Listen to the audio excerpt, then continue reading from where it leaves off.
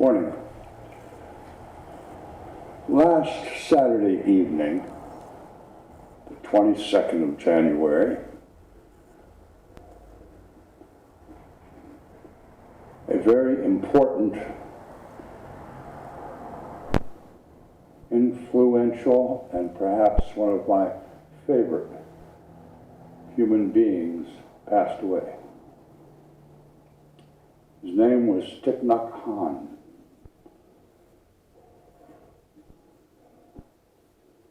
He was born in 1926. He was 95 years old when he passed. And that's kind of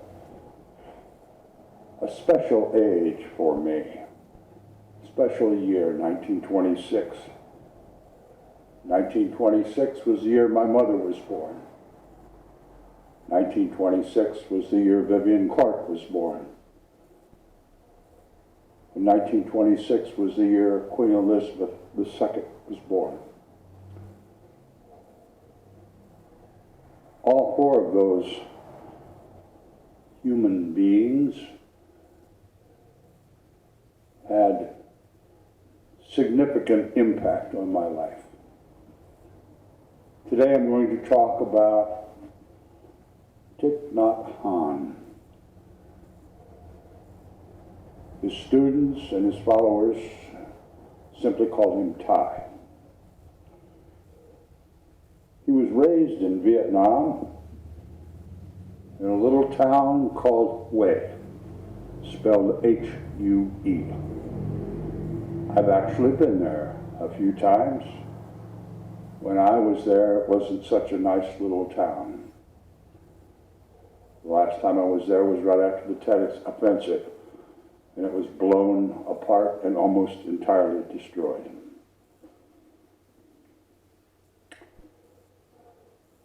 In the early 60s, this young Buddhist monk was expelled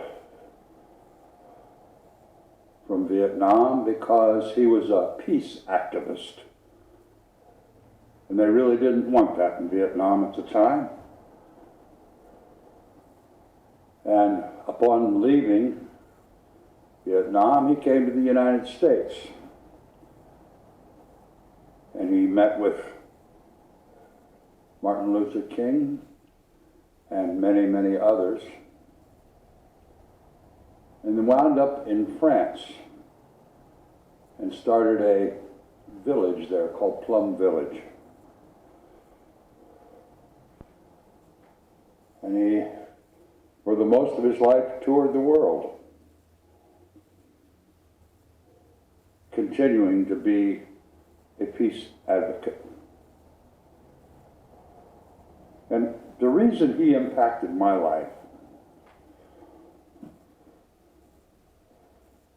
when I returned from the Air Force in 1970, I had seen some hideous and horrible things.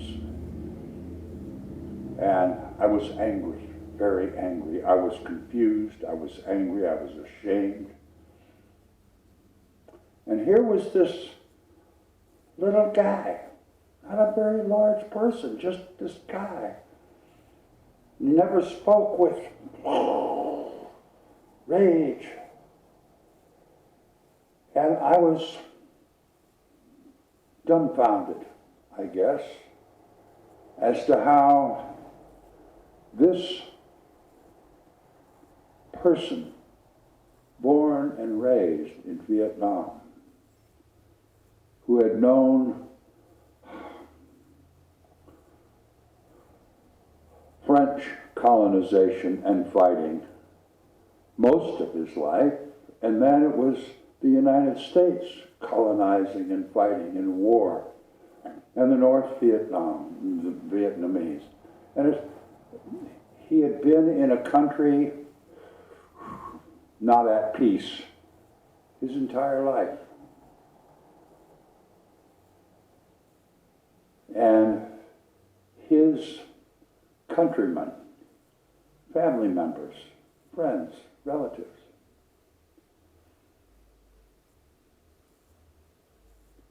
had been killed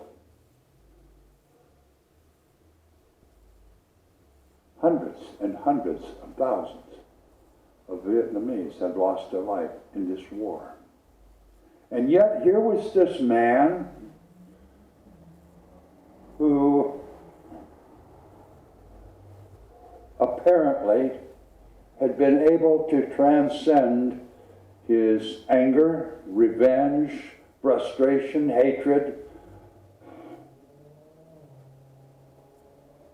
and spent his entire life talking about how to deal with the suffering that every human being has in their life from time to time.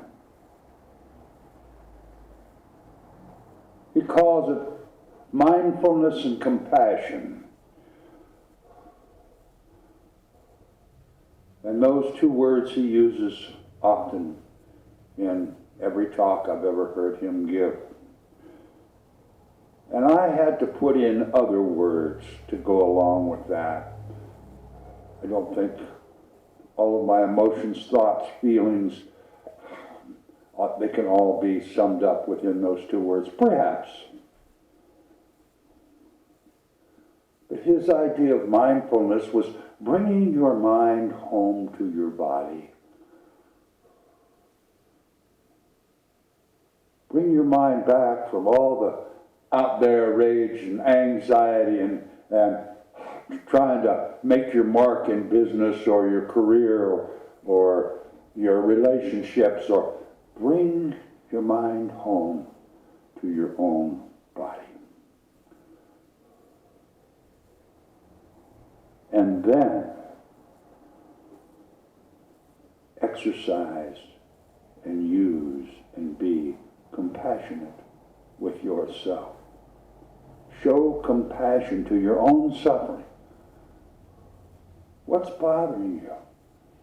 What's causing you unrest, anxiety, anger, fear? Examine it. And think, without all the distractions and outer influences, think about how to deal with all these things that we hold within that bother us. Distractions. As I look at our society, I think every one of us is experiencing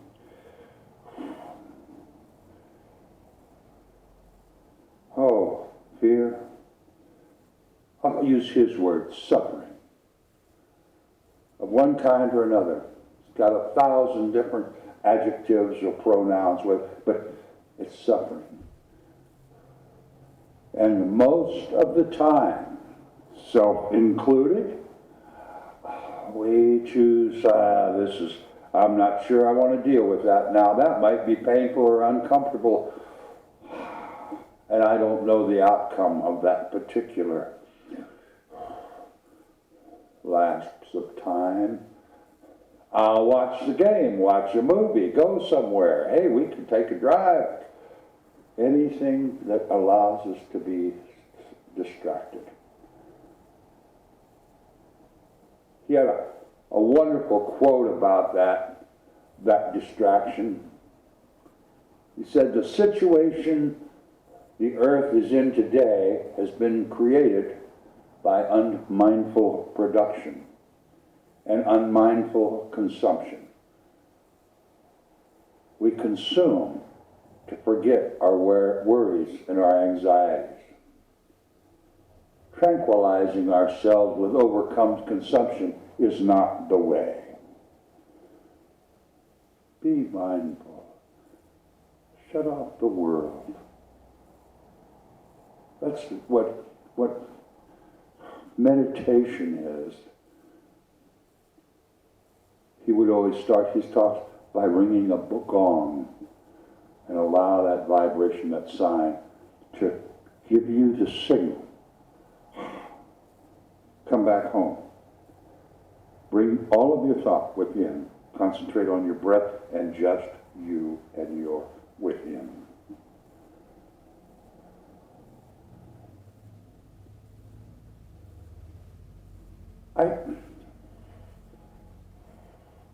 Last week I talked about happiness, joy,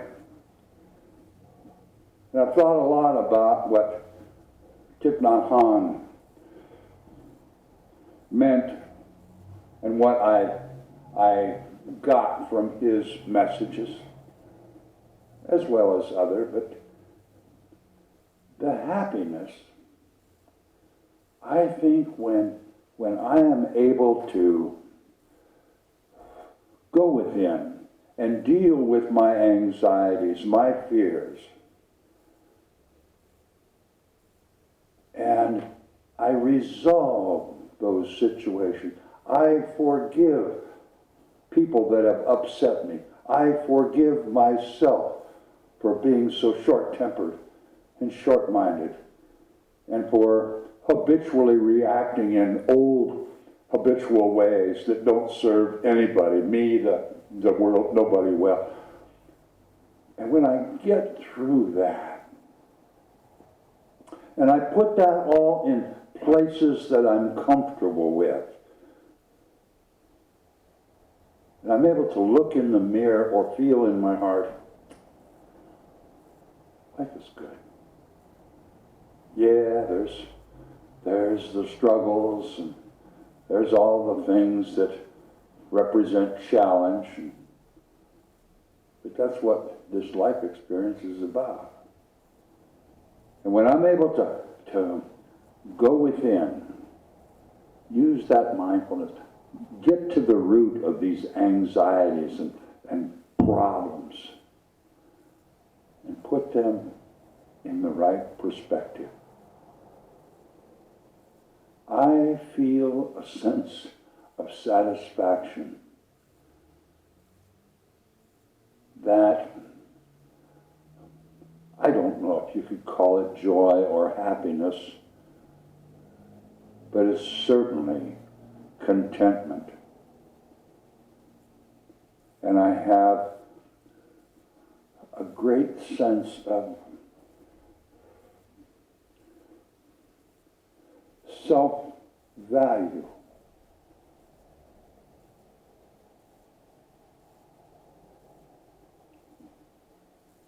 Thich Nhat Hanh always spoke so much about showing compassion. And I remember one of his talks I listened to was compassionate listening. How often we hear people running their mouths and talk, yap, yap, yap, yap, but how often do we really listen? And when he talked about compassionate listening, he suggests that we just listen and let that person tell us about their anxiety. Tell us about their suffering and their pain and their anger and their fear. And it kind of allows them to clear out their hearts and their minds. Kind of purge, dump it out there. No response, no advice. Just compassionately listen and let them get off their chest and out of their hearts and out of their minds whatever it is they need to purge. And how many of us have been in that? I just have to tell somebody is I'm going to blow it, I'm going to explode. Thanks for letting me dump on you. Haven't we all said that?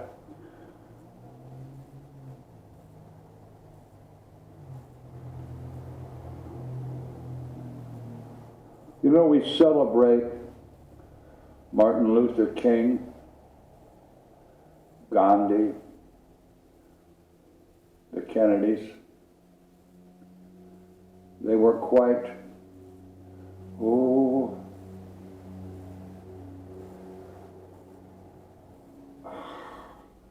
they had great impact on society, on the world.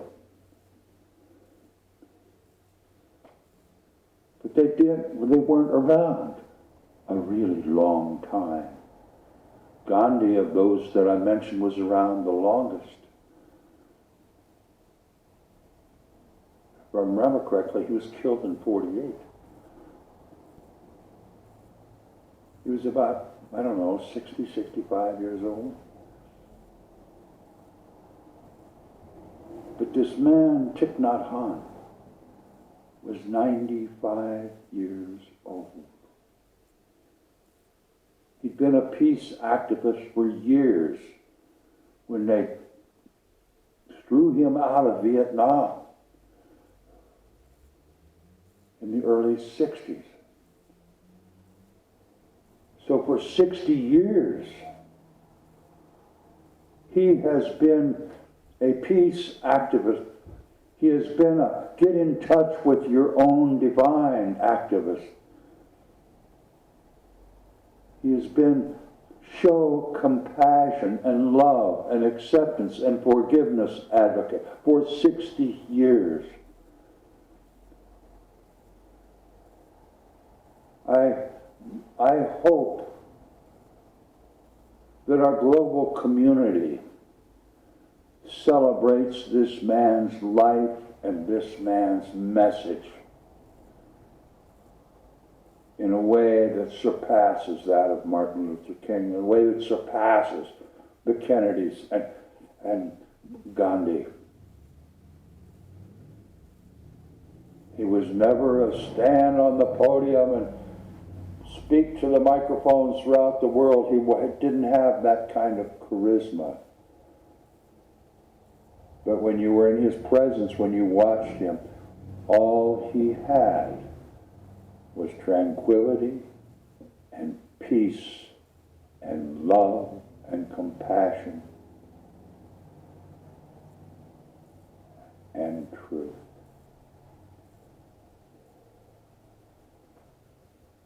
So I would encourage all of us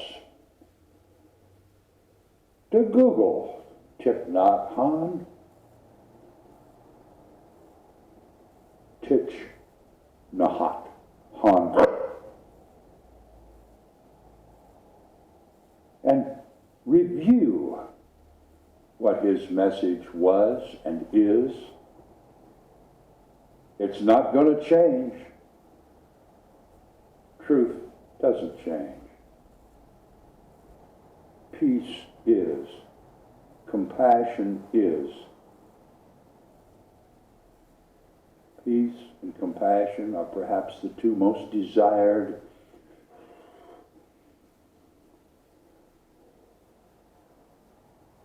states of being that humanity has ever had.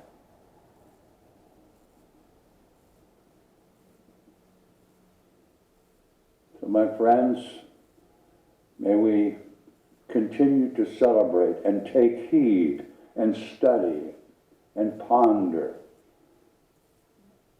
and may we partake of the love and the wisdom that this Vietnamese scholar, peace advocate, lover of humanity, shared with all of us, with this world. And there are enough videos and enough written books that sharing will continue, I hope, for eternity. To each of us, peace and compassion. And so it is.